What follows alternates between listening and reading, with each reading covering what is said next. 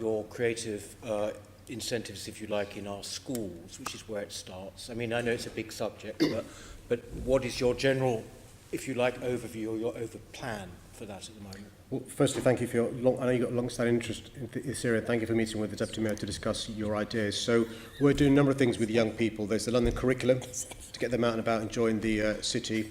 The music fund, which you know about and support, and have given ideas how to improve giving young people access to the cultural facilities. One of the reasons why we launched the London Borough of Culture was to see if the winning borough could sort of ensure that the children in that borough benefit from that borough being the London Borough of Culture. I recently went to Hull, which is about the size of a borough, and seen the changes that are being made there with the children benefiting from a London Borough of Culture, in that case the UK City of Culture.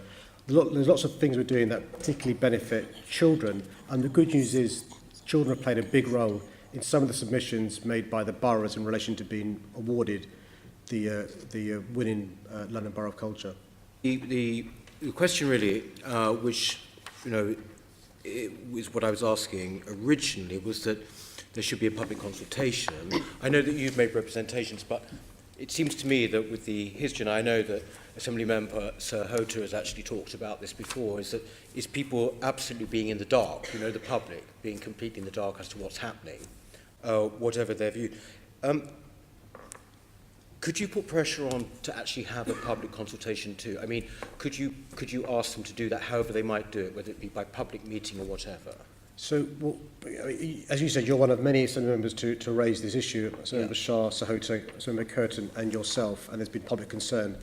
Could I ask if the various churches around London have been in any way, have you communicated with them? Would they be part of this? Because they do a huge number of, a lot of pastoral work in these sorts of areas. Absolutely, all faith communities, by the way, and so civic leaders, faith communities all have a role to play. I mean, the phrase I've used a number of times is, it takes a village to raise a child, and so faith communities have a role to play, family role to play, schools have a role to play, FE colleges, but I think Assembly Member Arnold was right. If we catch them young, yes, that's half the battle done.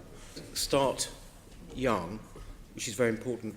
But I think, and it's just, I'm talking very broadly here, that it's terribly important that mostly young men you talk to are not in some ways portrayed as victims. That masculinity is very important to them at that age, and basically sense of honour and all of these things. And I think that that's got to be highlighted. I'm very pleased that it says London needs you, because it's going in the right direction. But I think that's the most important thing, not in some ways to see them as a sort of group that somehow or other got to be helped out of a situation. In other words, to actually really work to their sense of self-respect or what have you. I think this is crucial. If you're asking whether the London Ambulance Service should become a functional body of the GLA group, well, I'm not sure I support this idea, and my understanding is neither does the LAS. Oh, thank you, Mr. Mayor. So I take it from that you're not keen on the idea of it being brought here, as it were.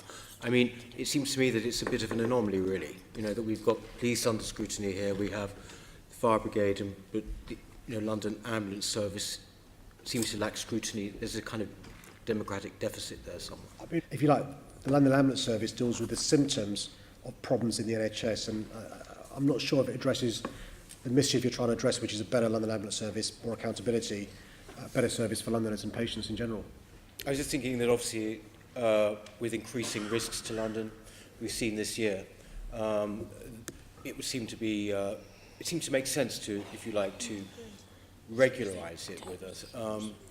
But if you're not something you want to do, that's a great pity. I would have thought, because we actually have talked about this on this Assembly before, I think James Cleverly did a report of the Tories about it. There was no recommendation made.